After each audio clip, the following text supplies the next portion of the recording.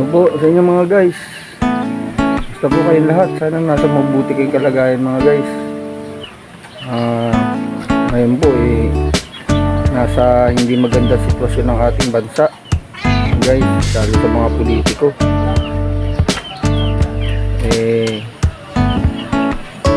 Siguro kung ano man ang mga hinaing natin sa ating gobyerno, pagsantabi na lang natin kasi wala rin naman tayong magagawa na dyan guys, dahil nangyari na yan katulad yung kay Pangulong Duterte dati na mahirap na rin yung tayo lumaban pa kung ano man yung mga hinaing natin tungkol sa ano, kasi may hukuman naman guys, may batas at sumusunod naman po ang gobyerno sa tamang paraan ng tungkol dyan sa ano, kaya dapat maging payapa lang po tayo mga guys. Yun lang po masasabi ko mga guys. Ito po muli guys, ano ko sa inyo ang aking munting channel pala. Nagpalit na po ako ng aking channel guys, pangalan ano na po, ano na po, yung Random Moto Ventures na po mga guys, vlog. Random Moto Ventures vlog na po ako guys.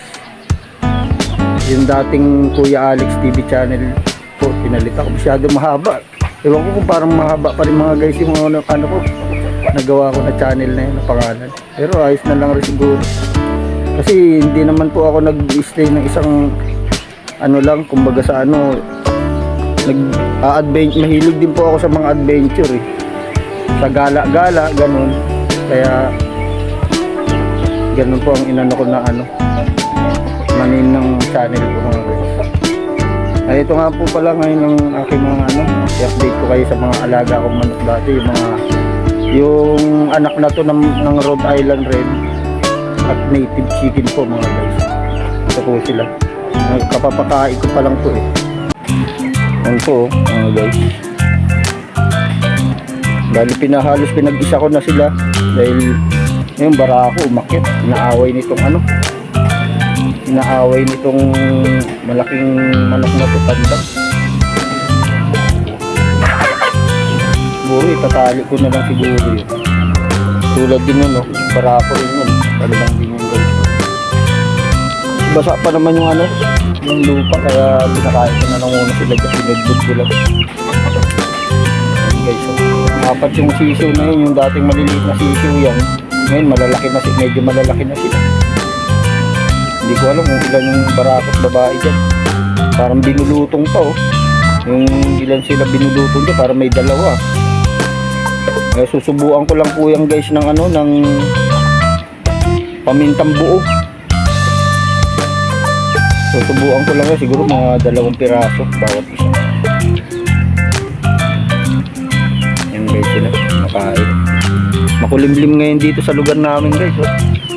Mainit, makulimlim siya pero mainit. Maambon-ambon nga lang rin siya. Maambon-ambon siya guys. Pero makulimlim. Maulap pero mainit ang ano, singaw ng ano, ng hangin, maalinsangan.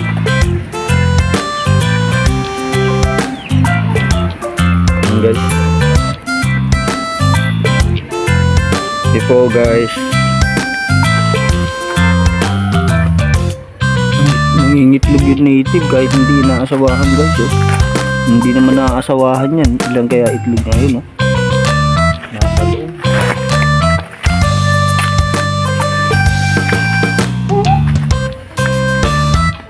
Itlog siya guys, ayun yung native chicken. Isa na nga lang yan guys. Pero hindi naman yan ano, naasawahan. Walang similya yan guys. Ililipat ko pa yan dun sa loob. Yan po guys, ginawa kong ano, pagsamantalang ano, ito na, lumabas. Ay, itlog yun guys. Hindi rin niya pipisain yan guys, kasi hindi naman nakaasawahan to. Ganyan kasi ang manok, pusa lang naman ang itlog yan, hindi na asawahan.